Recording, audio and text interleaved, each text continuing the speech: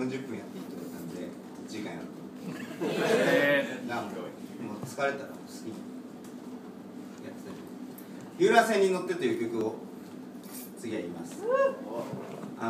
いちいち曲の説明をするのはダメだみたいな風潮ありますけど、僕は結構した方がいいと思ってるのが遊覧船に乗ってという曲はですね、